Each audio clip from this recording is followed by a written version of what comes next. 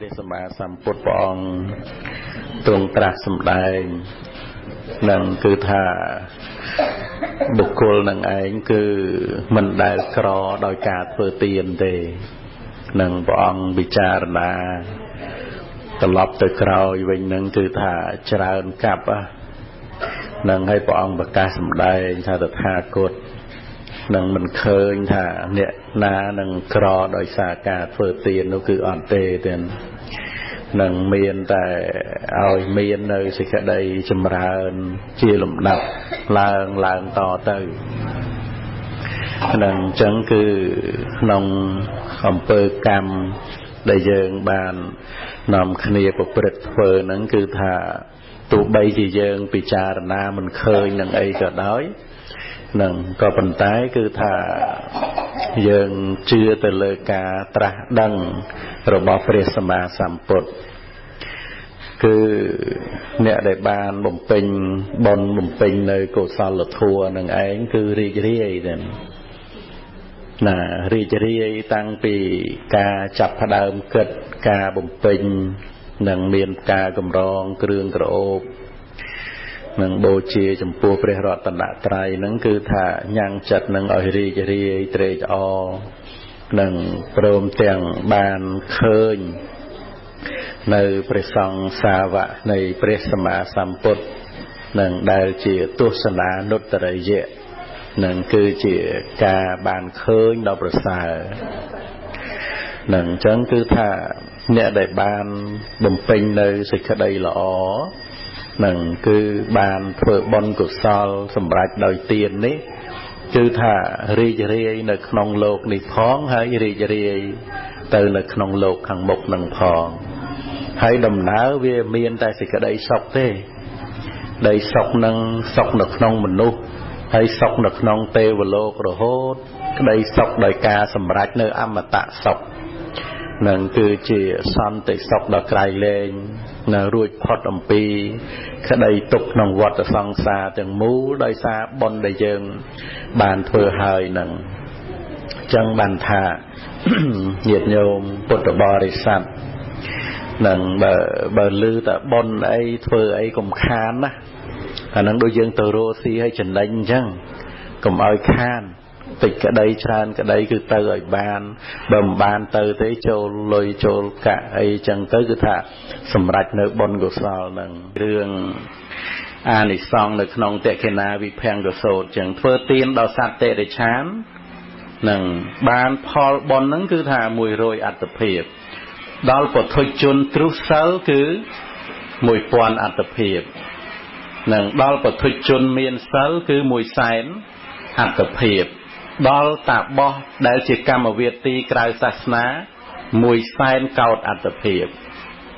នឹងហើយដល់អ្នកដែលបួសជាសាមណេរនៅក្នុងថ្ងៃហ្នឹងគឺថាអ្នកដែលបួសជាសាមណេរនៅក្នុងថ្ងៃហ្នឹងនឹងហើយបួសជាភិក្ខុនៅក្នុងថ្ងៃហ្នឹងគឺរាប់មិនបានប្រមាណមិនអស់នឹងរហូតទៅដល់ព្រះសោតាសកទាព្រះអនាគាព្រះអរហន្តព្រះបច្ចេកពុទ្ធហើយនិងព្រះសម្មាសម្ពុទ្ធនោះគឺរាប់មិនបានប្រមាណមិនអស់គ្រាន់តែព្រះអង្គបញ្ជាក់នៅក្នុងថាយើងធ្វើបុណ្យដល់តបោះមានឫទ្ធិអភិញ្ញាខាងក្រៅសាសនានឹងអាចខុសហើបានដែលជាកម្មវាទីទេណាគឺ100,000កោដអត្តភាពអានឹងផលទានដែលយើងឲ្យរបស់មួយចឹងទៅតែត្រូវទទួលរបស់នឹងក្នុងកំណើតមនុស្សទេវតាគឺ100,000កោដនឹងតែចំពោះបុគ្គលដែលបានដល់បរតនត្រ័យជាទីពឹងទីរលឹកនឹងគឺបានច្រើនជាងតបោះនឹងទៅទៀតគ្រាន់តែជាឧបាសកឧបាសិកាឬក៏ភិក្ខុសាមណេរដែលដល់បរតនត្រ័យជាទីពឹងទីរលឹកគឺរាប់មិនបានប្រមាណមិនអស់នឹងអញ្ចឹងគឺថាដល់ទៅពេលលោកបានបញ្ជាក់ពីរឿងថាអ្នកដល់បរតនត្រ័យហ្នឹងទី1គឺដល់បរតនត្រ័យហ្នឹងដែលយើងបានធ្វើទានចំពោះបុគ្គលហ្នឹងរាប់មិនបានប្រមាណមិនអស់តែបើបានដល់អ្នកកាន់សិល5ហ្នឹងទៅទៀតច្រើនជាងបុគ្គលទី1 បើអ្នកកាន់សិល8សិល10គឺច្រើនជាងបុគ្គលទី2បើសាមណេរគឺច្រើនជាងឧបាសកដែលមានសិលភិក្ខុគឺច្រើនជាងសាមណេរនឹងសុទ្ធតែរាប់មិនបានប្រមាណមិនអស់ទេណានឹងប៉ុន្តែឲ្យដល់បុគ្គលដែលប្រារព្ធនៅសតិប្បដ្ឋាននឹងឲ្យដល់បុគ្គលដែលមានប្រកដីចម្រើននៅសតិប្បដ្ឋានប្រព្រឹត្តទៅដោយការអប់រំនៅវិបស្សនាគឺរាប់មិនបានប្រមាណមិនអស់ច្រើនជាងភិក្ខុសាមណេរដែលទៅតែបួសនៅក្នុងថ្ងៃហ្នឹងដែលមិនមានសតិប្បដ្ឋានដែលមិនមានវិបស្សនាហ្នឹងទៅទៀតនឹងមិនថាឧបាសកឧបាសិកាឬក៏ភិក្ខុសាមណេរទេដែលជាអ្នកមានប្រកដីចម្រើនសតិប្បដ្ឋានណាឬក៏ថាអប់រំវិបស្សនាហ្នឹងគឺមានអានិសង្សច្រើនជាងភិក្ខុសាមណេរឧបាសកឧបាសិកាសិល10សិល8សិល5ដែលមិនមានវិបស្សនានឹងគឺបុគ្គលិទានទេណាហ្នឹងហើយដល់ទៅពេលឲ្យដល់សោតាគឺច្រើនជាងបុគ្គលដែលប្ររពនៅវិបស្សនាសកតិអនាគាព្រះអរហន្ត